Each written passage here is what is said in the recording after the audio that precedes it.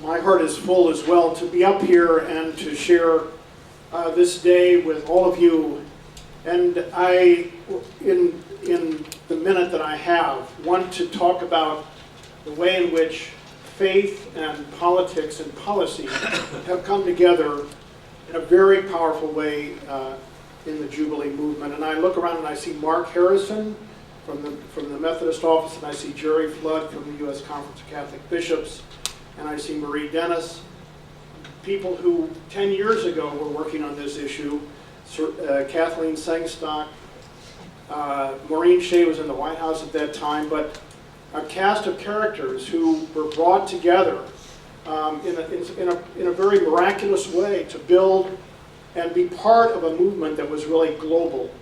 And one of the things I remember is a meeting that a few of us had sitting in Tim Geithner's office. Tim Geithner was the number 3 person at Treasury at that time. This was in May of 1999, and this was really before the G8 meeting, and it was before Bono was on the scene. And Tim Geithner said to that small group of religious folk in the room, and Oxfam, well, Oxfam's always with the religious folk, it seems, and that's a good thing, said to us, you know, you've won on the policy. And I thought, what the heck did he mean by that? But what he meant was actually very, very, very important, and I've reflected on this many times.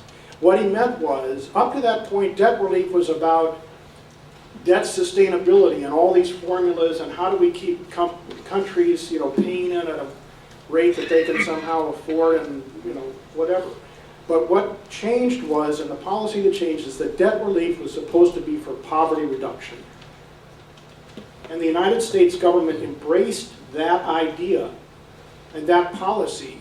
And everything that's come since then has been around trying to make debt relief work for poverty reduction. And that makes all the difference in the world. That's the kinds of things we've been hearing about from our speakers in terms of not only what has been achieved, but where we need to go. And I think the other thing I just want to say, when I think about debt relief, I think about Jesus just before he came into Jerusalem. And as he was coming in on that last week of his life, he looked out over that city, which was the capital and the religious and the political capital of its time, and said, and wept for it, and said, I wish that they knew the things that make for peace. What are the things that make for peace? Well, one of them actually is, I think, cultivating compassion.